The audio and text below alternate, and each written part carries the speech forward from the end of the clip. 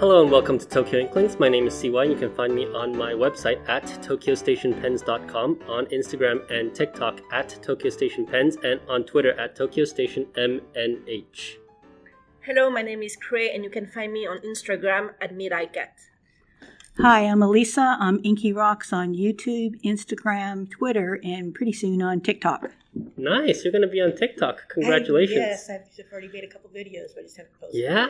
Welcome to the party. I mean, it's so easy to use, actually, TikTok.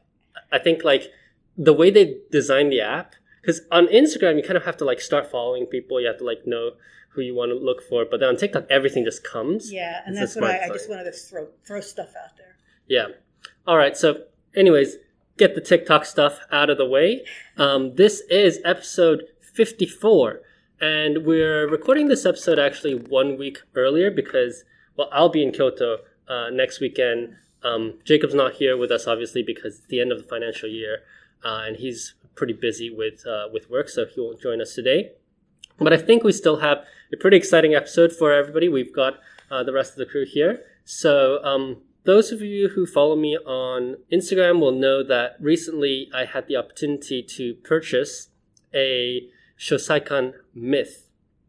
And I did want to just spend a little time here because I think all of us know about this pen. We've talked about it online and offline several times.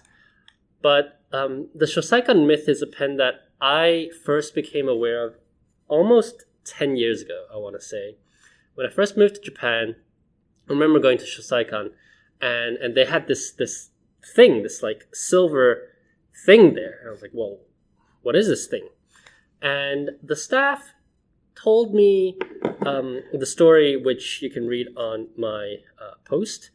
But basically, it's the only store-exclusive Mythical Emperor in a custom shape. So this pen is an ebonite pen encased in sterling silver, and it's engraved with the motifs of the world. It's a really, really cool pen.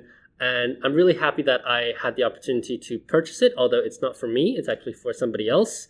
But just the experience of buying this pen was incredible. The packaging is incredible. I'm actually going to go buy another one today. For me? But you've also seen the pen, Khuê, and you mentioned on my post saying that that's kind of your retire from Japan pen. Talk a little bit more about that. Yeah, so maybe I discovered the pen on Instagram maybe like 5 years ago, I guess.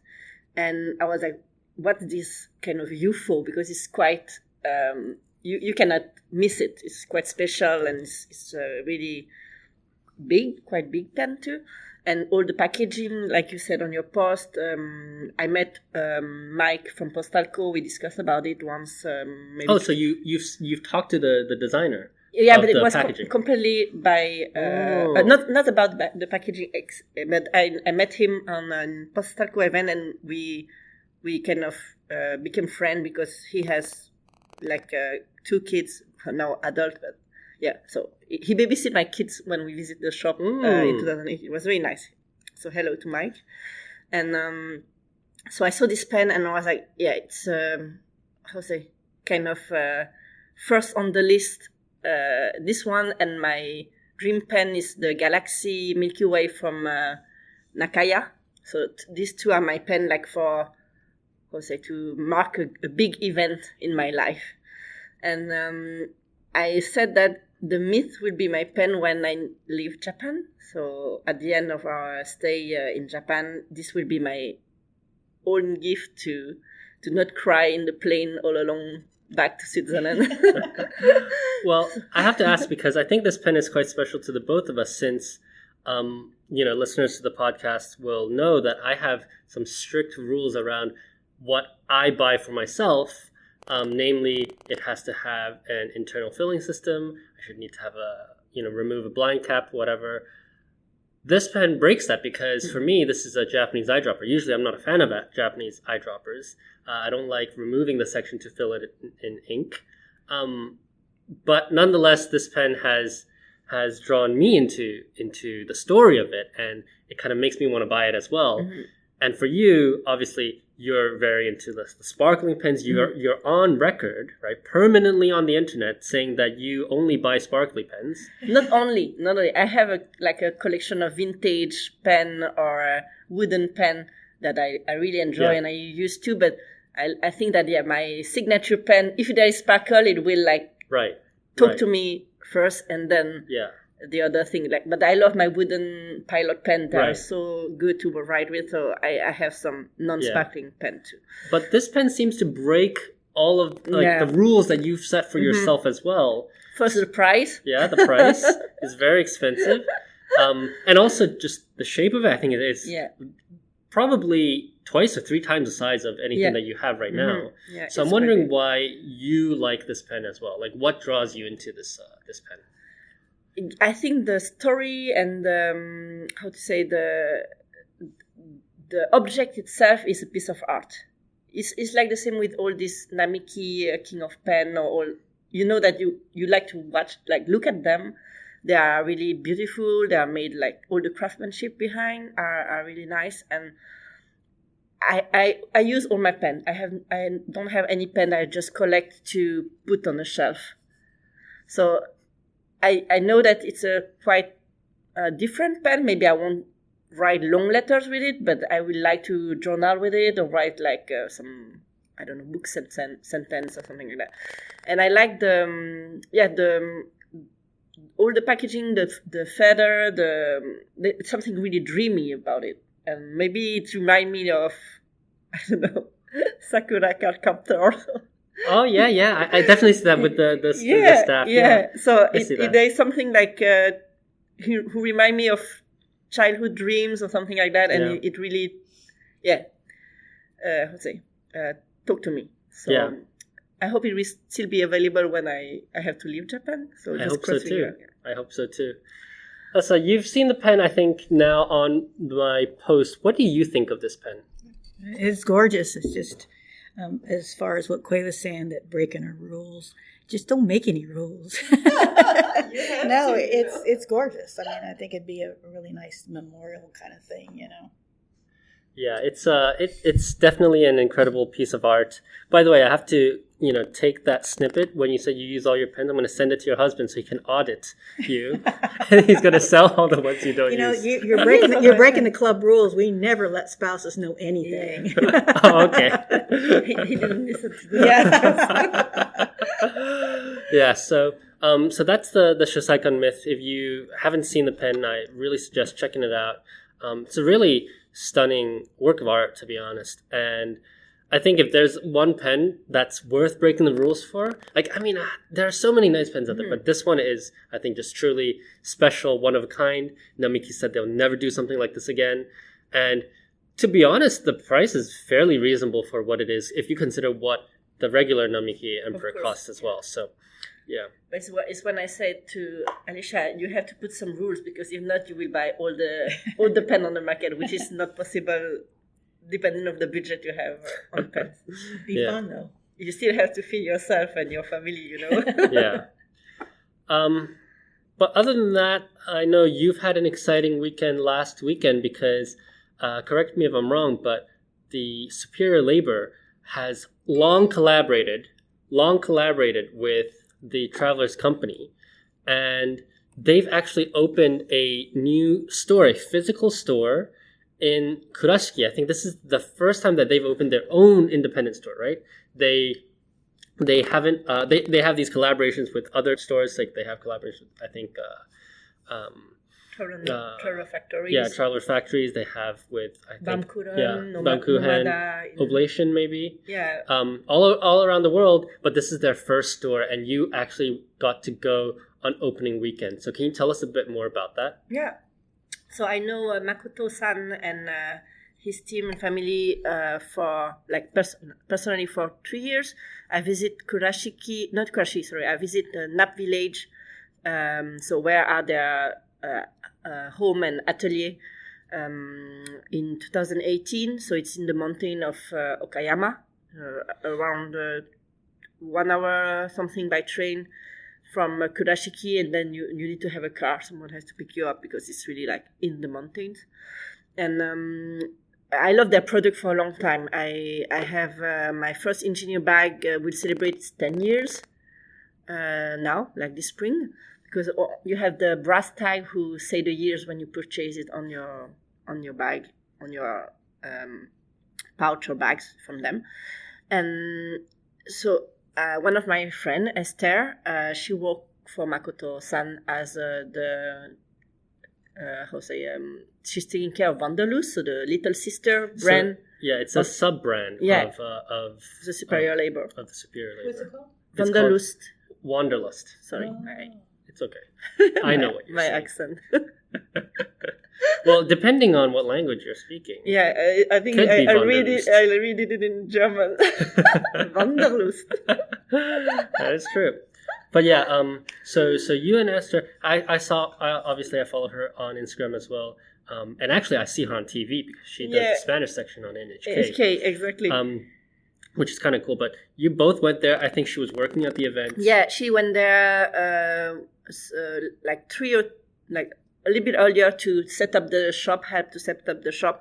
And I came on Saturday with my family. We decided to make, it was a long weekend holiday in Japan. So we decided to make a getaway from Tokyo on a 3 days trip.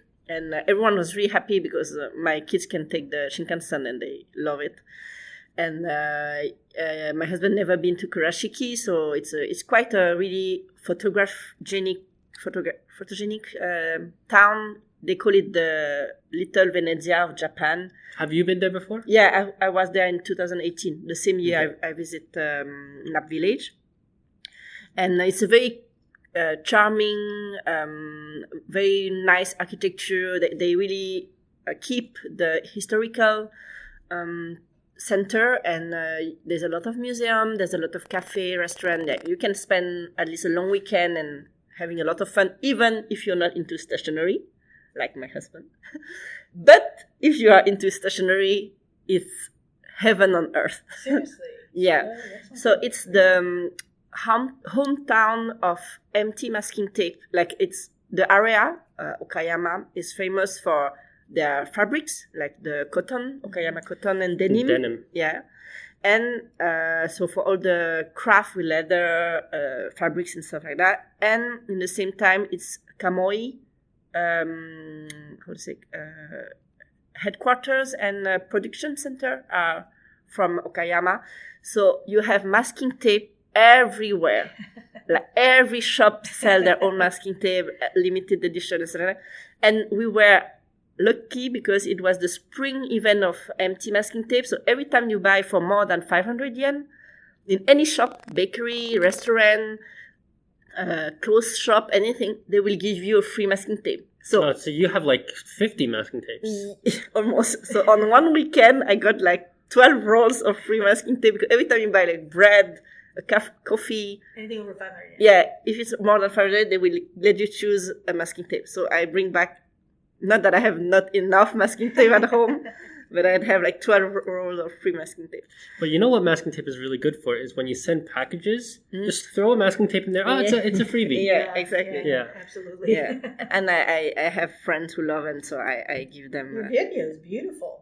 Is this it right here? Yeah, it looks like it's a lot of traditional architecture and stuff. It used to be, I think, historically some like fabric storage, and then it became some shop, denim shop and clothes shop, and then they renovated in their own the superior labor downstairs, and upstairs is a collab, like partnership with the Traveler Factory. So they have both both brand mixed in a very nice way. You can. Where did you take the Shinkansen to? So Okayama, and then from Okayama is 15 minutes of local train. So it's really close to Okayama. But you still need a car, though.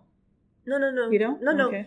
For Kurashiki, you don't need a car. So you for take this shop? Yeah, you don't need a car. Okay. So you arrive in Shinkansen directly to Okayama, and then take the local train, who is like every 10 minutes there is one, and 15 minutes of local train, and from the station 10 minutes until the historical area.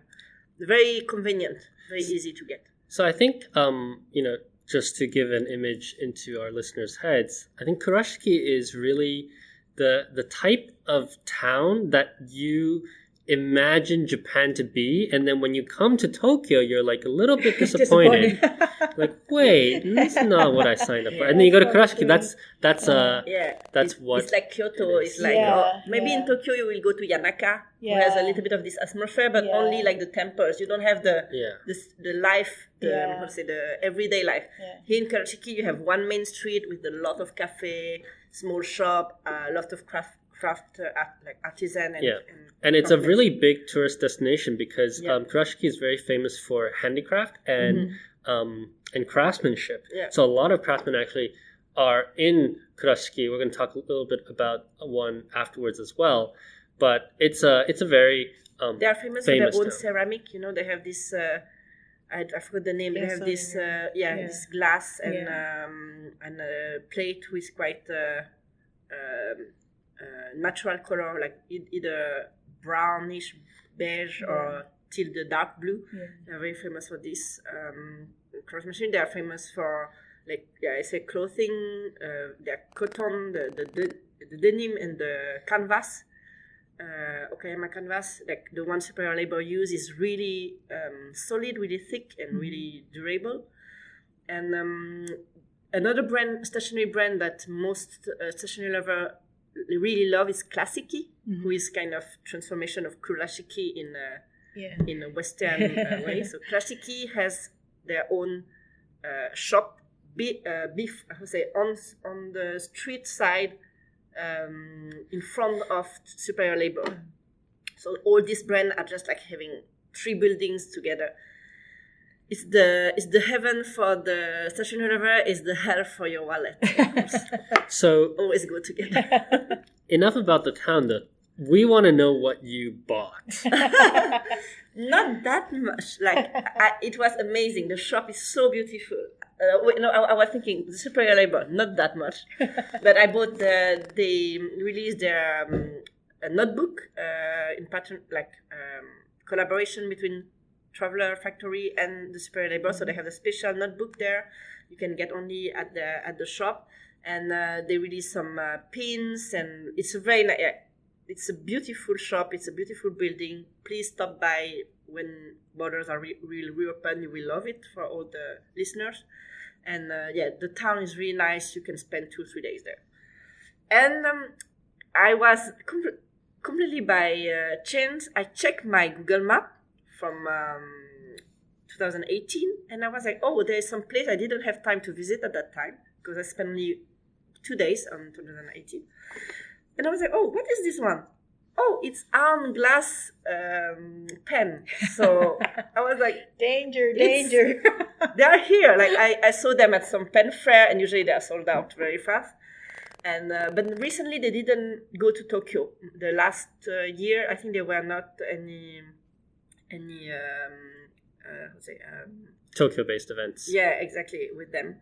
I think the last one was 2020. Something like that, when they have this iPad, when you can talk with the makers. So I stopped by, and they didn't open freely. You have to book for an appointment. So I took an appointment for the day after, before we're going back to Okayama and to Tokyo. And so they are really nice. We talk and we laugh a lot, and I try all their pens, so they can do from EF to course, nib, and I got not 1 but 3 glass pens from Arm, and they're just amazing. So this one I will put some picture on my Instagram. So this one is the Milky Way in course. You can try. It's so nice. And it's beautiful. They have a lot of ink. You dip it once, but it keep a lot of ink. I would say like in reserve. Yeah, reserve. Yeah. So I wrote 1 page of foundation now. How's the tip? Is it a pretty thick tip? This one is a coarse, so it's very thick. It's 1 millimeter. So you can order according to the size. Exactly. It will take 1 hour for them per nib to transform. So this one I could take it before taking the Shinkansen, and these 2 they sent it to me. I got them on Wednesday. So it took 24 hours to get them by. Oh, these are giant nibs, aren't they? Yeah. So this one is the M1, so it's 0.7 millimeters, if I'm not wrong. And the name is the Moon. Yeah, it's beautiful. And this one, the EF1, who is really nice to ride with is the Summer Natsu. It looks like Ramune, right? Yeah, it does. With the bubbles. Yeah, and they have one where there's like some liquid inside, and then when it's cold, you can see it crystallize. Yeah, that's cool. That's really cool. Japan has just like pretty much bought the whole lot when it comes to glass pens. They've really refined it.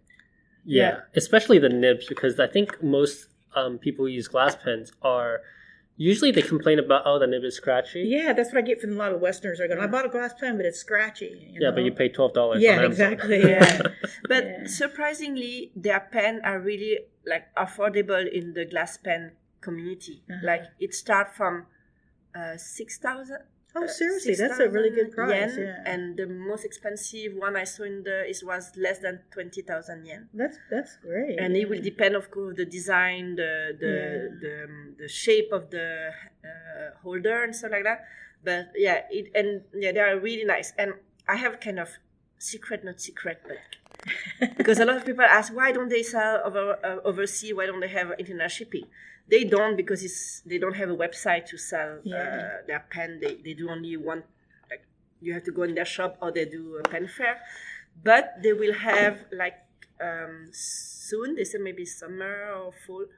Like someone in the US will sell like 20 of their pens, around 20, 30 of their pens. That would be nice. Yeah. So if you are following some of the glass pen reseller in the US, you may see some of our.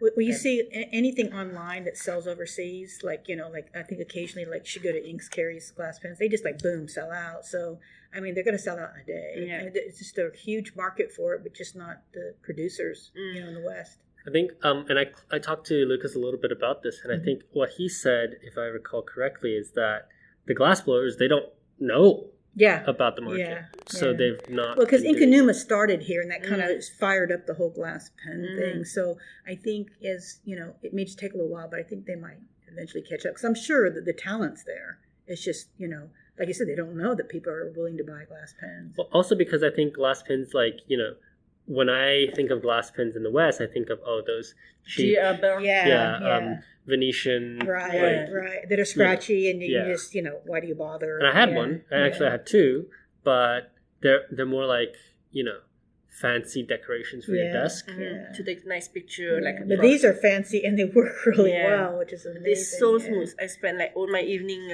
writing calligraphy, and even I was really reticent to buy the EF because I was it will scratch. I don't know. You have this idea that it's so thin it will scratch the glass. And when I tried that, I was like, oh my god, it's like butter. Yeah. That's amazing, and the thing is it doesn't. I mean, unless you screw with it, it's just going to stay that way. Some people worry about if they use a fountain pen and it kind of maybe break in, kind of funny. I mean, it's a glass pen. It's just going to stay that way. And they have very nice, as long as you're in Japan, they have very nice customer service. If you break or anything, you send it back and they fix it. Fix it. Yeah. Even I know that Julie, my pen pal, have a Japanese pen from Kanseifu, and she broke the tip and she sent it back to Japan. They repair it and they send it to her. So when you work with artisans, and you met them, or at least you contact them one to one, you know that you have kind of customer service who's following, and they take pride in their work. You won't have with the. But it is only possible when the production is small, right? If they have thousands of customers sending stuff, then that becomes the issue. Yeah, but I think it's limited how much they can put out anyway. Exactly. So it's what they say. It's why they don't take too many big events, because they cannot follow. But it's why every time you saw some, gift stationery, Delta, they have this collaboration with Shoko Yamazaki. Yeah. Every month they do one astrology sign, 2 models, 3 pen of each. So 6 in total. I think they sell 1 set in the shop and 2 online, so 4 online. And it's I try every month at 10 a.m. I see the image, I click, it's sold out. Yeah.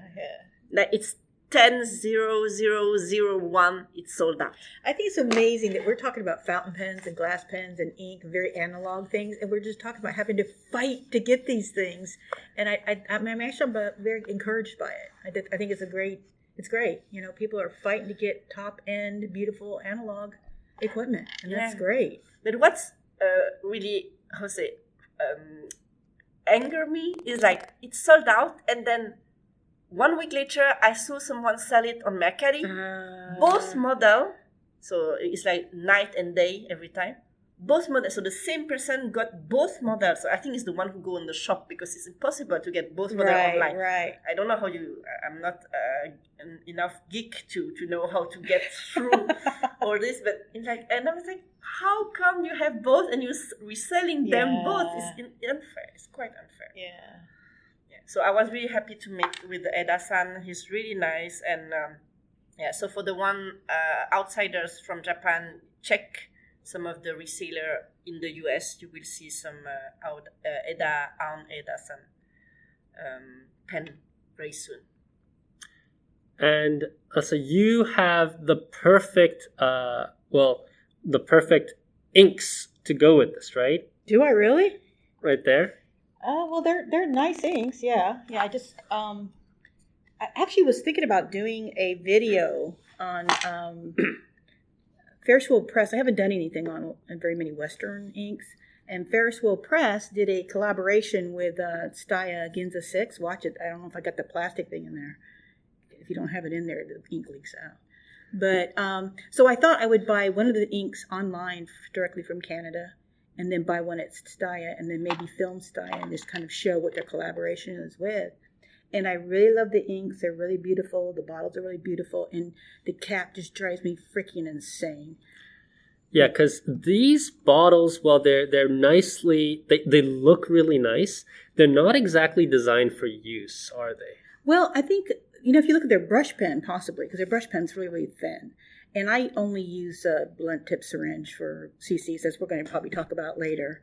But the caps just don't seal the bottle. They have a little plastic thing you have to take off and on to seal the bottle. And then one of them is like that one there is a glitter ink. So you've got to shake it like every 5 seconds, and you've got to mess with that stupid little cap. So I'm thinking about maybe super gluing it down, but that's just ridiculous. You've got this beautiful bottle, this beautiful ink, and you've got a cap that's not functional. I mean, they need to fix that like yesterday, because you can get your customer by having interesting, innovative stuff, but you're not going to keep them if it's just a big mess to use their stuff. And Khuê's now trying to dip her glass pen in. Yeah, it's too thick. Yeah. But, and that's where the Japanese put it in an ink puddle, and you kind of do that kind of whole thing. You need to have the puddle. Yeah, but now we're looking at you're using an ink puddle. You're having to make sure you shake the bottle. You're having to put that little plastic thing back into the cap. Now you're just making your ink more difficult to use. Yeah. But the box is beautiful. The bottle's beautiful. The ink's beautiful. It's just they need to tweak this like really fast. I think the Japanese market will be very big for them, and actually we're going to talk a little bit more about that as well. But a lot of stationery stores that aren't necessarily fountain pen stores are starting to carry these inks. Exactly. Lifestyle stores. Yeah. And I think the aesthetic is just actually perfect for the Japanese customers. It's nice and small, and you can stack them. It's just a lot of things that are nice about it. They're individually very elegant. I mean, it's definitely going to burn up with the Japanese market. But people got to want to come back. And if you're making your inks difficult to use, people aren't going to come back. Yeah. So, please, Ferris Wheel Press, fix your cap problem.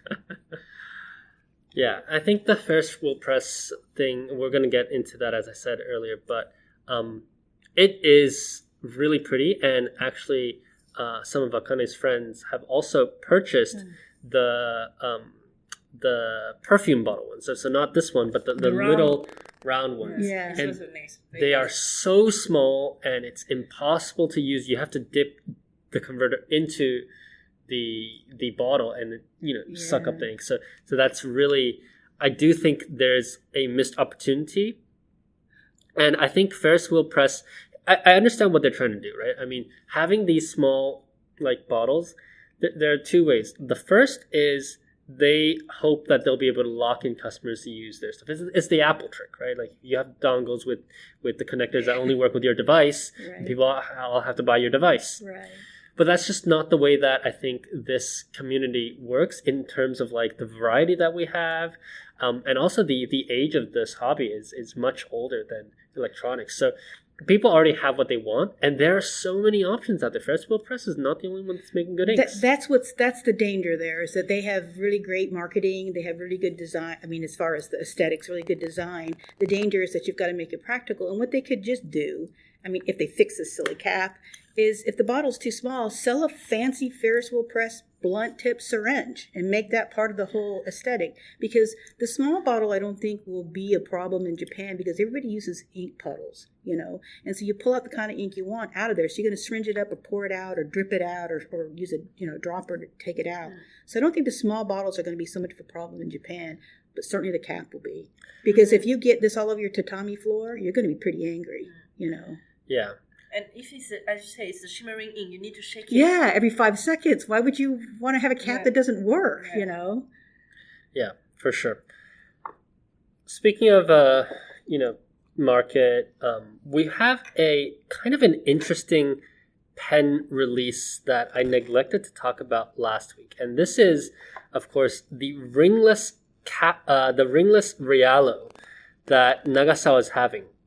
So let me give a little bit of background to this pen, because Nagasawa is one of the older stationery stores in Japan. I mean, they're not the oldest; they're only like 140 years old or something. but they're pretty old. They're older than me. I think they're older than all of us put together. Maybe. But this they are proponents of fountain pen. They have Fountain Pen Corner. And they actually collaborated with Sailor to make a lot of innovation in actually Sailor's lineup. So the Shishikura that's always using the metal section nowadays, that was actually pioneered by Nagasawa. And we're going to talk a little bit about that as well later on. But this was the For Lawyer model. So originally, this metal section, they call it the For Lawyer model. This time, they are holding a pen-style party. And this pen-style party, they're releasing this Realo model.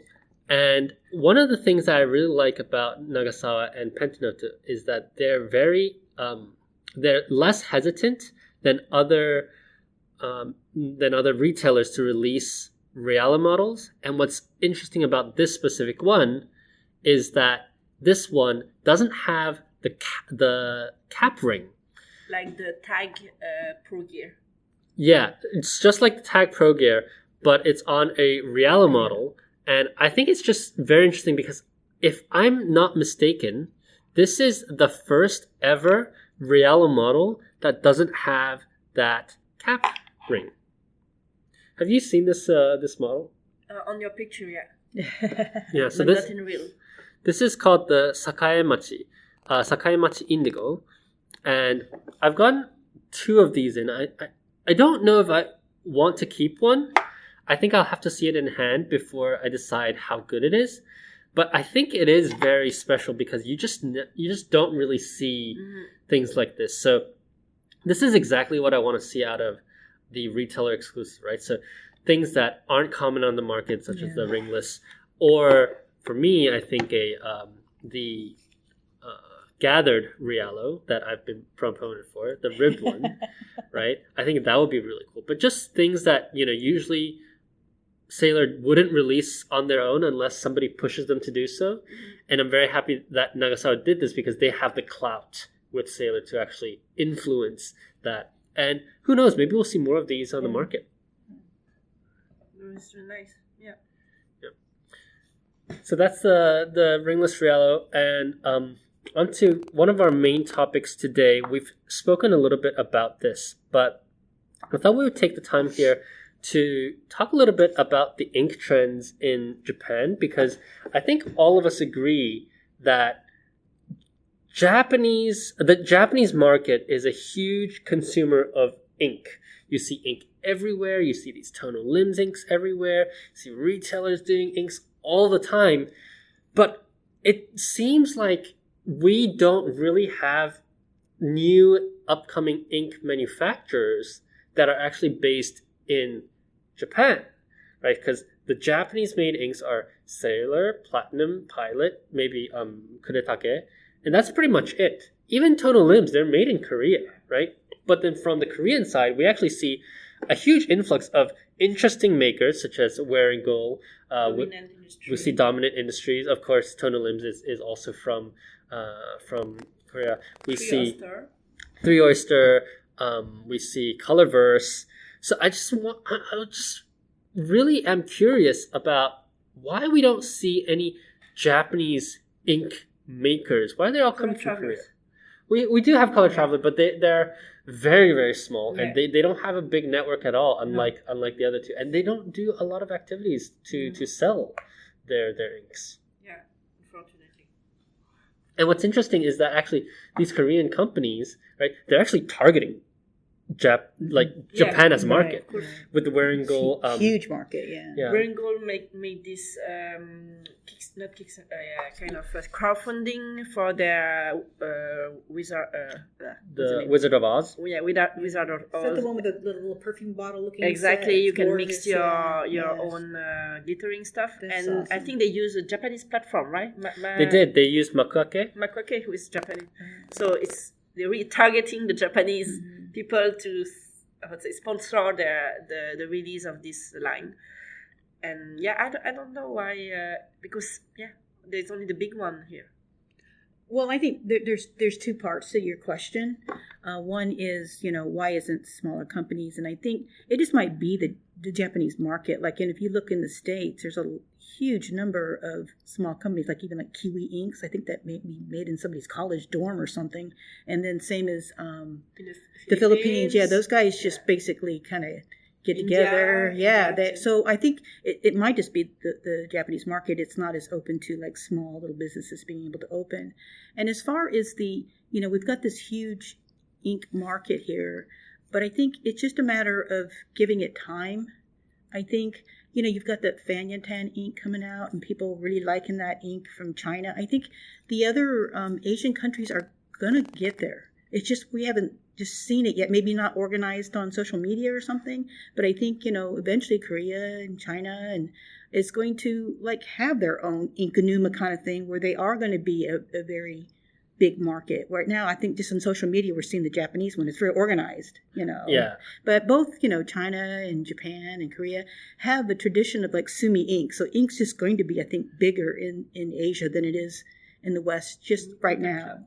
But do you think that it's because the cost of living in Japan is not necessarily higher than that of the U.S., that of Korea? Maybe it's higher in some parts of China, but certainly not in the big cities. Absolutely, yeah. So I'm wondering, because it's not that hard to start your own business here. Is it like a social pressure? No, I'm wondering if it's just all the regulations and stuff. Japan's very, by the rules, and, everything's got to be a certain way, and I think it's maybe just not as open to, like I said, you can just start out of your dorm room and start making ink, So I think that's probably not as a big thing here in Japan. Or is it because Japan already has this big brand like Sailor, powerful who produce quite a lot with everybody. Exactly.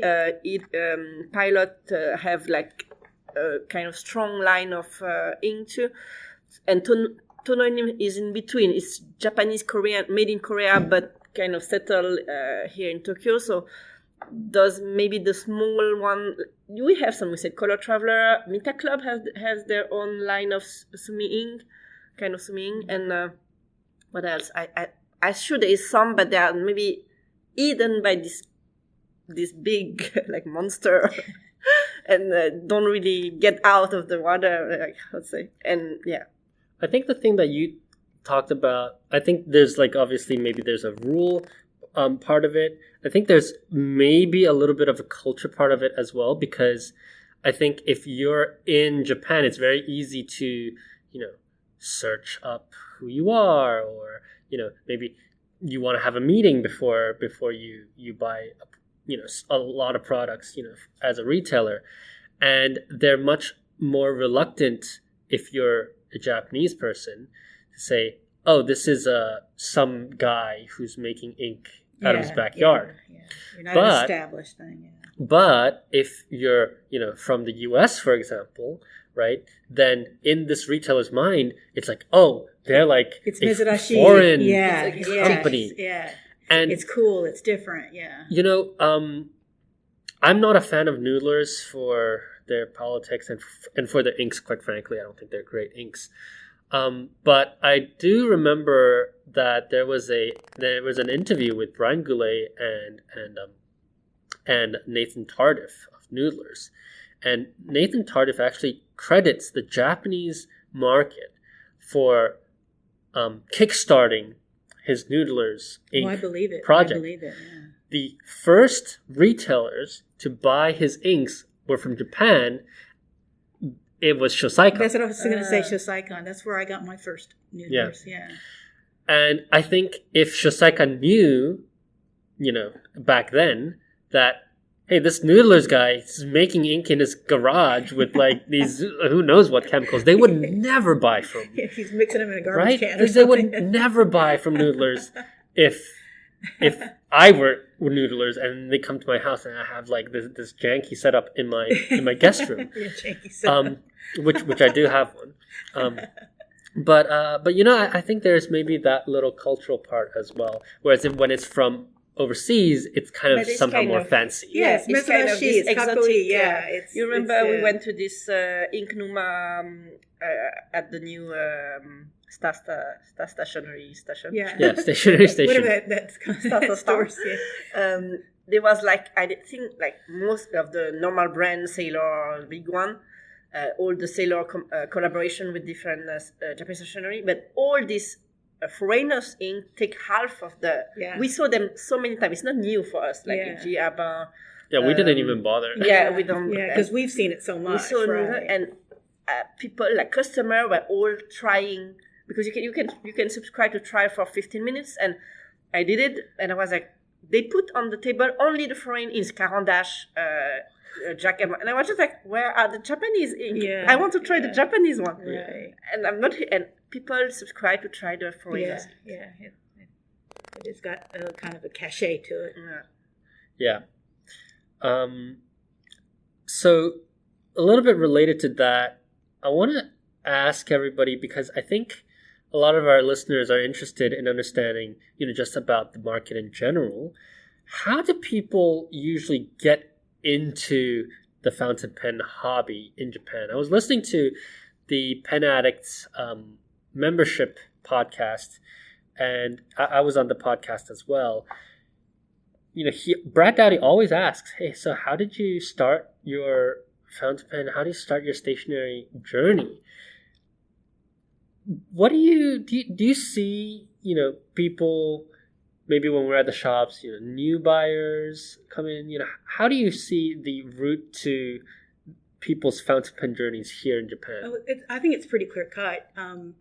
I raised a kid in Japanese schools, and, they have a real strong, and I'm sure you might have had that growing up too, a strong ethic of making sure your handwriting is just perfect. I remember my daughter bringing home her kanji practice, and because she didn't put the little tick at the end of it, she got an X mark through her kanji or whatever. So they're very particular about handwriting, and it's still really strong here in the Japanese schools, unlike, in Western schools. And through that, she had to use calligraphy ink and the sumi and all that stuff. They still teach that in schools. So all that does is prepare somebody to be very open to stationery and very open to fountain pens. And I think because they are more open to stationery, and stationery is a bigger part of life here, that automatically kind of feeds into the fountain pen thing. I just remember when I was really young and living in Japan, Hello Kitty was in Japan. I'm really old, so Hello Kitty was already there. And I remember thinking when we went back to the States, how come there's no Hello Kitty here? It's just, it hadn't developed yet, the stationery thing, So since the stationery thing is historic and it's long and it's taught in school, it keeps them very open to other things like fountain pens or like Inkanuma. Mm-hmm. It's not directly fountain pens, but it is kind of a periphery. And I think that whole an openness and a more willingness to try that. And I think one of the things that we see both in Japan and in the West is it's very common to gift fountain pens as like graduation gifts, Yeah, right? yeah. But in the West, it's more like a status symbol, right? Yeah. Oh, here's this fancy, Mont Blanc. whatever Yeah. pen that you have or Yeah. a cross or whatever. Yeah. But here, I feel like it's almost, just playing back what you said as well. It's like a reward for, job well done. Yeah. Now you get to use this thing that maybe elevates your experience of what you've been doing Yeah. before as well. Do you get that sense? Yeah. Well, I mean, like, when we get ready for these pen club meets we have, the front desk is always so interested. They're so nice. I mean, they don't help everybody else get people up here. I don't have, you go talk to them. I set it up with them because they just like you guys so much. Matter of fact, they talked about your kimono. They go, a guy wore a kimono to your club meeting. So they're really attuned to what we're doing here. And only because they're just so interested and proud that we're talking about stationery and pens, and we're actually having a meeting. Yeah, that's put inks everywhere on the table. Yeah. So I mean, they pay attention to who comes up here. They go, it's a very international crowd, isn't it? I go, yeah, it is. Yeah, that's so interesting. And I know that there are a lot of folks who are in the hobby here who aren't necessarily very public, right? So they prefer to live on the internet, but they don't like to, gather. Yeah. But then you still see, and again, I've repeated this on the podcast many, many times, but particularly a female audience who are, maybe rightfully so protective of their identities, but they go crazy over especially ink play. And I think that's a huge thing right now. They go crazy over calligraphy. So one of these shops, Paper Tree, I don't know if you've been, I've never been because it's a general calligraphy shop. They sell more like brow stick nibs and pen holders. But they are stocking things like Ferris wheel press. They're stocking not really a lot of fountain pens, but a lot of dip pens, glass pens, and then they're inviting people like Tomoko of Licktop to hold events and hold lectures on how to maintain, maybe maintain your fountain pen, how to use fountain pen inks. Yeah. And those are the people who wouldn't come to, let's say, a Wagner event. Exactly. They're not necessarily people who would go to the Tokyo Pen Show, but they're still people who are very much, I think, within at least the universe of this greater stationery It's a hobby. very broad one, Yeah, I think you can see the evolution with all this pen, like not pen fair, but all this stationery fair too. Like maybe 3 or 4 years ago, like the one tomorrow, not Bungo Books, Kamihaku, and the other one, like Tegamisha online market, monthly online market. Usually they had only stationery like paper, stickers, masking tape, some lifestyle product, pins, brooch, handmade towels and stuff like that. And the more and more they introduce glass pen, ink puddle, some inks, and I guess it's merging with the stationery public who go only for masking tape and stickers. Exactly. They get like rider, and it's not a pen event; it's a stationery event. But you will have more and more craftsmen and other brand. That's super interesting because Japan is I think a very serious journaling country. You talked about this organization, the strictness. I think, correct me if I'm wrong, but in Japanese schools, you actually have to keep a diary, right? Yeah, but it's not like a diary. It's more of like it's like a book, and then you have to do the checklist, and then your mom has to too. And your mom has to sign off that you've actually done it, right? From daycare, from daycare, we start from daycare. Every day you have to fill it. So there's lots of writing. And so people here actually have the habit of keeping some kind of a book record, some kind of organization, and so it's no wonder that you have Hobonichi that's out of Japan, right? That doesn't surprise me. No wonder you have Jibun Techo. No wonder you have Nolti. All of these, Traveler's Notebook. All of these, great journaling companies, no wonder they come from Japan because everybody does it. Right. And these people who keep it into their adult life, they don't want just a book, right? I mean, bullet journaling is fun, but it's more fun with washi tapes, right? It's more fun with stamps. Or different colors of ink or whatever. Yeah. But then, as Khuê said, this community, this journaling community, now starting to introduce fountain pen ink, starting to introduce glass pens, starting to introduce fountain pens, that's actually done a lot to bring a lot of people into specifically the fountain pen world or the fountain pen sphere. Yeah. And, we've talked a little bit about it on the podcast before, but most people in Japan, when they're using fountain pens, I'd say about 60% are using the cartridges that come in the box. Yeah. Right? But I think that's going to change. That's about to change with this focus on inks. You see, not just Sailor. I mean, it doesn't surprise me that Sailor came out with that maintenance kit, right? Where you could they had this eyedropper. I got one. Yeah, and then they have a kit where it comes with empty cartridges, so you can fill the cartridge with the inks, because maybe some people don't know how to use converters. Now, Pilot's doing something like that as well. So I think it is very interesting that and a very important part of the community that the journaling aspect is big in that. But I think there's one more route that we haven't talked about, which I think is what traditionally is associated with fountain pens, and that's being a lawyer, being a doctor, or being a banker. That's true. And I have a friend who she went to law school, and the professors at law school said you should get a fountain pen because you're going to be writing a lot. Yeah. And when you write a lot, obviously those of us who use fountain pens know that the strain is much less on your hand. So she bought a fountain pen because that was what was recommended to her by her professor. Same thing with doctors, right? Maybe less so bankers. Bankers probably more of a status symbol. Well, I had my daughter in a Japanese hospital down south in a rural area, and you give the doctor that delivers your child a gift, and he got a fountain pen from me, and he totally expected a fountain pen from me, so he's like, thank you, this is my 103rd one. Yeah, I know, it was a caduceus one, he's like, I'll get about 1 million of these. I already have this model, can you exchange it? And what we see is actually these retailers have developed pens for these professions. So as I said earlier, Nagasawa with their metal section, in Japan it's not called the metal section. That's not how they describe it. They describe it as a low gravity model, and that was developed by Nagasawa with Sailor, specifically in their FL model, which is the for lawyer model, which comes in both. That's hilarious. I didn't know that.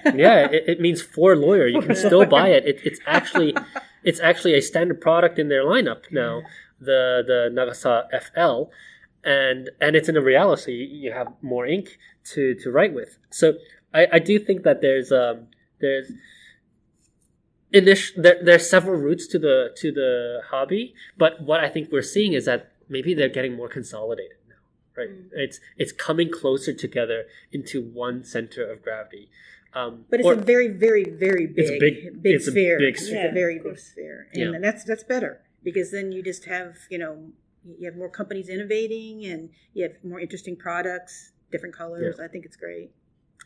All right.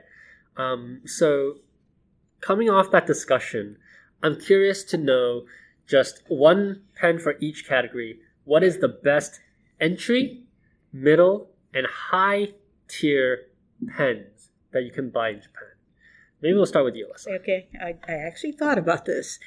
The entry level is the Kakuno, because that is the greatest pen of all time. It's inexpensive, indestructible, and it works really well. And if you didn't know it cost you $10, you would think it was a lot more expensive. Mid-level will be a Custom 74 because it's an inexpensive gold nib, a beautiful nib, and it's a very well-balanced pen. and it's a reasonable price.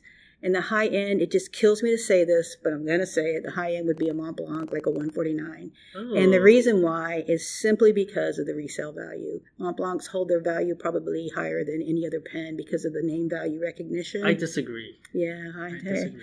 Like, for instance, like everybody knows what a Dunhill is here in Japan, like a Dunhill purse. But that's not a brand that's very well known in the States. So if you bought a Prada purse and a Dunhill purse, you're going to be able to resell the Prada at a higher percentage because of the name recognition, and that's what it is with a Mont Blanc. You can have a fancy pen that everybody in the pen world knows, but Mont Blanc, everybody even outside the pen world knows. Like and I Picasso. think so. Like, you know, since you're going to pay that kind of money for a high-end pen, if you ever need to cash it in and, like, you know, pay your health insurance or something, you're going to get the most out of your Mont Blanc.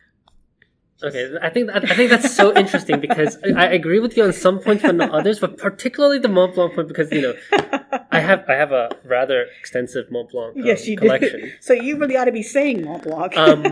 No, but the resale value drops so much because the moment you open the Mont Blanc, the value halves because the Mont Blanc is about like $900 in the store. But that's true of almost all pens, except for like maybe a Conid or, you know, one of those, you know, really geeky. Not if you buy a Pilot. If you buy a Pilot, let's say 823. But that's also, now you're starting to get where you can't sell it. An 823 you can sell within the pen community. You know, a Mont Blanc you can sell to my husband, everyone. You know, who knows nothing about fountain pens. It's like I said, it's like a Picasso. Like it's someone who doesn't know about art. Exactly. This is a Picasso. Exactly. It costs this amount. Exactly. And the people in front of you have the money but doesn't know anything about art. They're going to buy the Picasso. Yeah. You get it. Even if you find it's ugly or anything, you get it because it has a name. Okay, and Mont Blanc fair. is the same. Mont Blancs maybe are easier to sell on the market or generally. Yeah. But I don't think they hold their value. Because you can get Mont Blancs pretty cheap. I would say you have to aim for maybe for the Mont Blanc limited edition. Then you can touch the pen market and everyone else. Yeah. I agree. So I like agree. the Agatha Christie or one of the if you buy one of writers their, line okay. that you don't find on the market everywhere. Okay. Now. I'm glad we came to a consensus on this finally. Okay, I can let you live after this podcast. Maybe I'll go next, just in seating order. I agree. I think the Kakuno is great because also it has so many various different choices. Like the very famous now quote about life. I think it can also be applied to Kakuno. It's like buying a box of chocolates. But you never know what you're going to get. But, you have all these different smiley faces. Now they have the family one, which is really nice. I think that's a really good choice. But I think also the Preppy is a good contender because I think the Preppy actually has a better converter. Yeah, but you can't clean the feed, so the Preppy is out. That's true. The mid-tier, I will go, let's say, same family. I want to say the 74, but I'm going to say instead the Custom Heritage 92, just because it's a piston filler. I think that makes sense for you, yeah. But it also has a great ink capacity. You don't have to fill and refill all the time. And, I think it's just a great pen. It's a nice gold nib. It's got a great shape. It's not too big. It's not too small. So I think that's a perfect mid-range pen. And then for the high end, I will probably, in this world, there's an infinite range on how high you can go, right? But I would probably take a Namiki, maybe something with the urushi. I think that's also something that you look at, right? And even though it doesn't have the Mont Blanc star, you can see, okay, this is a piece of art, right? I wanna buy this not necessarily for the brand value, but actually because you can see the artistic value on that. So, what do you think? Your tier list? So start with Preppy, I guess, or the Kakuno. But Preppy, what I like is all their collaboration with the small artists, like not small in sense. Or different retailers. Yeah, like Muji. exactly. They have all this as you say, Alesa, you cannot clean the feeder. It's quite bad. I use them for glittering inks, and you can see the glitter gets stuck in there. So now they're only for shimmering ink because it's impossible to take it out. And then For the middle range, I will get the Pilot capless. Okay. Because for me, it's one of very practical pen to travel with. You don't lose your cap in the plane when we used to travel in plane in the train or something. And it's a very practical pen. I have it attached on most of my travel notebooks or plotters, so it's a very good on the way pen. And the same, you have a big range of colors and models, or you can make it custom by Hiroko-san. Commando. And for the very high range, it's the difficult one. Maybe an Akaya Raden pen or the Myth. Okay. I think the Myth is a bit unfair because you can't. It's not necessarily always going to be there. Yeah, of course. So then the Nakaya. I will go with the Nakaya Raden, some custom Raden one. All right. And since we're running out of time here, let's do the last topic very, very quickly, right? Rapid and maybe a little bit of commentary. What is your filling system ranking? So we'll go with you first this time. I'm really lazy. So as much as I love all the piston filler, because you can have a lot of ink inside, I'm really lazy to clean them, so I cannot put them on the top one. I would prefer converter one because it's very easier to clean and to disassemble. And because I use a lot of glittering, shimmering inks, I cannot put them in a piston filler because you cannot clean them totally. Debatable. Yeah. So I go with the piston one. And then, I go with the converter one in first place, and then piston, and then cartridge last place. Okay. All right. I think for me, there's a tier S. The S tier is S tier. Yeah, the S tier. It's higher than an A tier. S tier is I would say the coned style syringe filling that you see in the Pen BBS 355, because that is actually an integrated system that is easy to clean, and it actually solves a lot of the issues that you guys are talking about. You just can't buy one. So that's an S tier. And the A tier, I would say, are vac fillers and piston fillers, because actually I think vac fillers are relatively easy to clean because you just push that plunger, just boom, boom, boom, you get all that out. And I would agree that some piston fillers are harder to use, or harder to clean. I do accept that, but I think for me, I've said on one of your videos, right? I think it's a feat of engineering. So for me, that's why that goes on the A tier. I think for the B tier will be the converter. The converters are pretty good. They're not for me, but they're pretty good. And maybe no. Let's put them in the C tier. The C tier is the Japanese eyedropper. Okay, the C tier is the Japanese eyedropper because you can get ink everywhere. You do the syringe thing, and then all of a sudden, okay, you've got ink on your floors. The D tier is straight up cartridges. Yeah, cartridges and just straight up eyedroppers. Okay. And then I'll have a special mention for safety pens because they're kind of like eyedroppers, but they have engineering in them, so it's just a special shout out. X tier, huh? I agree with Khuê. It's cartridge converters because I like to change out inks and they're easy to clean. But is that S tier?